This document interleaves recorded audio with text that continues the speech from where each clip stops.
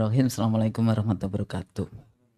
Sebetulnya saya orang yang paling sedih sih sebetulnya, udah mengajar ilmu politik, mengajar partai politik dan pemilu, pernah menjadi anggota KPU. Jadi udah lengkap lah kesedihan saya melihat negeri kita yang tidak baik-baik saja.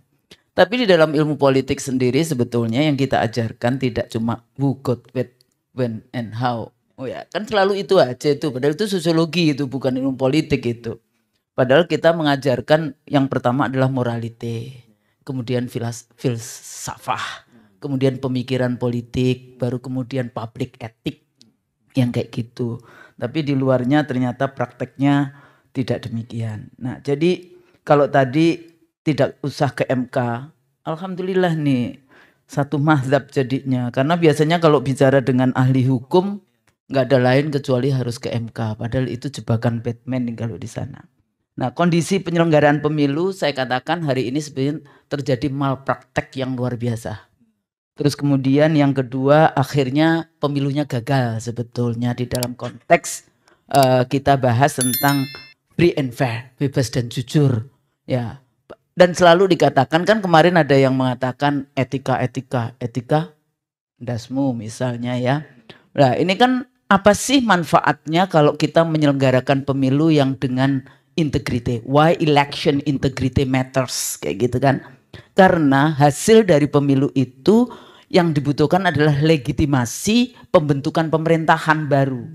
Kalau kemudian legitimasinya tidak bisa dipertanggungjawabkan, maka nanti pemerintah baru ini akan terus-menerus menumpuk yang akhirnya terjadi distrust, disorder, disobedient yang akhirnya menjadi political chaos.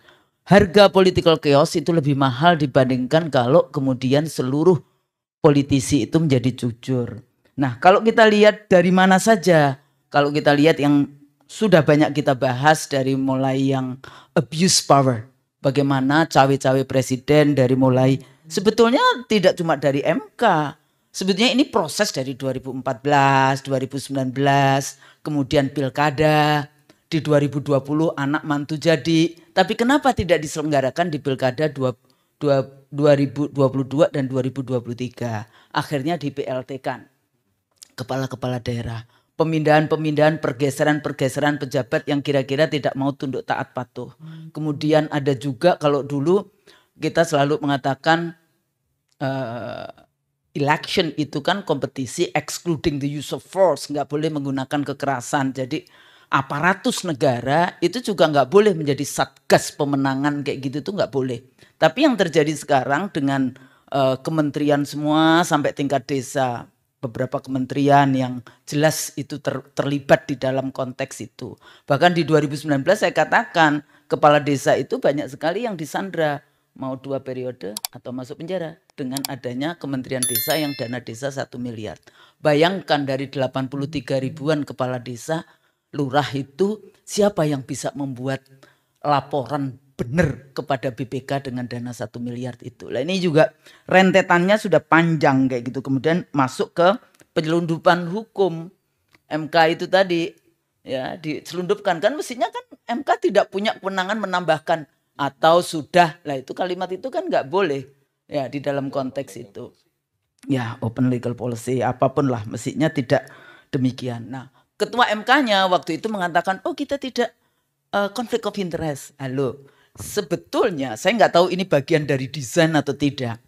Ketua MK sejak dia ijab kabul dengan adiknya presiden, sejak itu pula dia harus keluar. Kenapa? Karena 100% pekerjaan MK itu berhubungan dengan pembuatan, ya kan maksudnya menikah dengan adiknya presiden. Jadi yang ketua MK-nya itu harusnya mundur kayak gitu. 100% pekerjaan MK itu berhubungan dengan presiden. Karena seluruh undang-undang itu dibuat oleh presiden bersama dengan DPR. Jadi nggak ada itu yang namanya saya tidak konflik of interest. Cuma paham nggak dengan apa itu konflik of interest? Kayaknya ya mungkin itu kita kekeluargaan gitu, mahkamah keluarga jadinya kayak gitu kan. Dengan PLT kemudian sistemik di KPU-nya sendiri. Jadi saya katakan fabricated election. Ya, jadi fabrikasi. Sepertinya pemilunya demokratis, bebas kok milih, tapi sebetulnya sudah terjadi kejahatan pemilu yang luar biasa. Makanya kalau kita lihat di videonya siapa? Dirty Vote itu kan ada pidana, ada administrasi, ada pelanggaran etik. Jadi semuanya ada itu. Fabricated election. Atau biasanya juga Huntington bicara tentang the liberal Machiavellian election. Pemilu terbuka tapi penuh dengan tipu-tipu muslihat. Salah satunya di model IT itu. Jadi DPT penyelenggara dari rekrutmen sampai kemudian KPU, Bawaslu, DKPP, aparatus negara masif tentu saja di dalam penyelenggaraan. Di sini yang menarik karena saya dulu menjadi ketua divisi IT KPU yang dulu juga dibantu oleh Bapak Jenderal kita ini. Zamannya saya menjadi anggota KPU itu geng IT KPU-nya geng IT KPU anak-anak muda semua itu. Jadi kita punya 54.900 aktivis mahasiswa. Jadi dari BEM, HMI, IMM, PMKRI, Himba Budi, pokoknya semuanya diajak, guru SMK, siswa SMK, BEM yang kita kirim ke 4.276 kecamatan, 440 kabupaten kota, 32 provinsi, data center dan disaster recovery center. Kita bangun waktu itu ya dengan harga 395 miliar. Yang saya baca hari ini, tadi itu sempat baca kayak gitu. Katanya ITB itu cuma dapat 3,5 miliar. Bikin apa itu? Berarti dia cuma disuruh bikin softwarenya saja. Tidak kemudian, kalau tadi dikatakan, bagaimana arsitektur jaringannya, bagaimana engine core sistemnya, katanya ada di Alibaba di luar. Bagaimana kejanggalan source code, sirkapnya, fitur editing hilang. Jadi kalau salah, kita dulu punya yang namanya bagian yang kita sebut handling error. Jadi itu semua harus dengan berita acara di kecamatan. Kita taruh di kecamatan dulu mahasiswanya. Nah, kita tarik kabel data baru waktu itu. Yang kecamatan dulu nggak ada. Ya kayak gitu ya. Telkom itu menarik kabel data baru. Nggak cukup dengan Telkom kita pakai telepon satelit. Semuanya itu sudah diletakkan fondasinya. Loh sekarang itu nyontek aja kenapa sih? Nggak mau. Nyontek ini belajar dari, padahal ketua KPU-nya dulu juga anggota KPU 2004. Mestinya dia juga tahu bagaimana sebetulnya transparansi dan akuntabilitas. Nah di sini penting kayak gitu ya. Jadi nggak bisa dikalahkan dengan quick count. Kemarin saya juga Ibu Kusnul ini berarti nggak percaya dengan tes darah kayak gitu kan? Dihubungkannya dengan quick count yang sampelnya 1.000, 1.200, 2.000, 4.000 berapa itu? Dari 823.000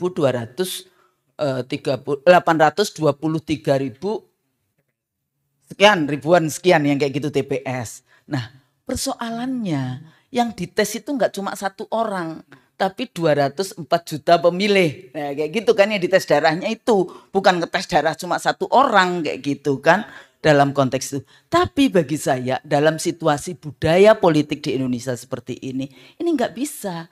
Anda bisa bayangkan jam 4 saya menang berdasarkan quick count. Loh, itu penghinaan luar biasa kepada penyelenggara pemilu KPU yang dia dibentuk berdasarkan konstitusi.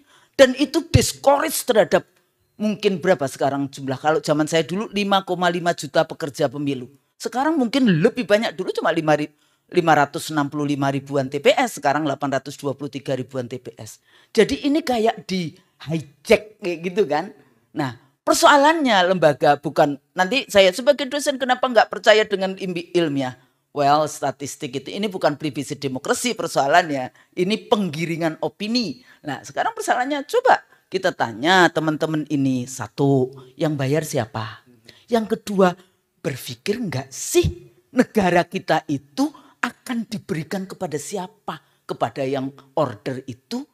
Berpikir enggak bagaimana persoalan-persoalan bangsa ini sehingga Anda mau menerima proyek untuk memenangkan, untuk menggiring opini sehingga mereka suaranya banyak. Kayak gitu kan.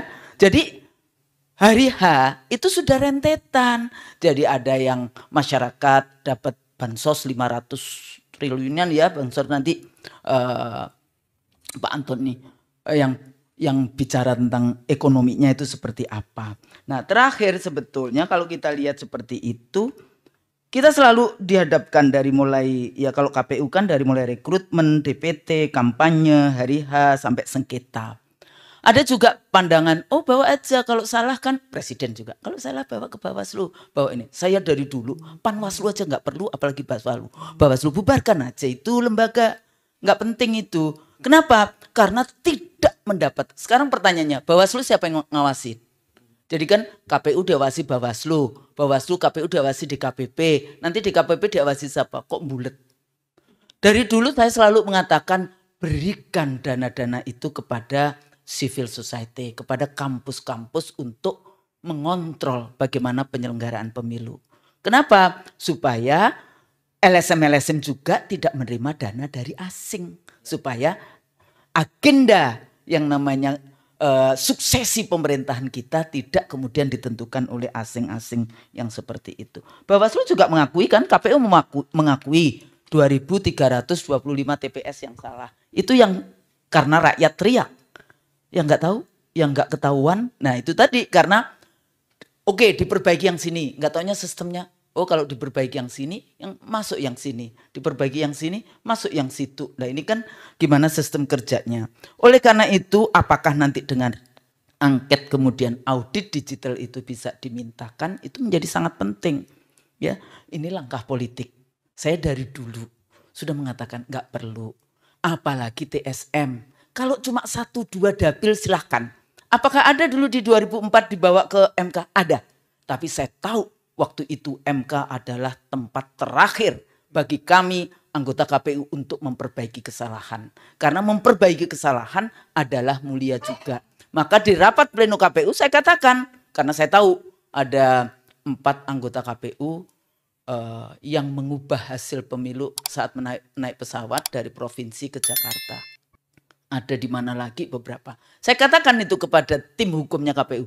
Untuk dapil ini KPU nggak usah menang.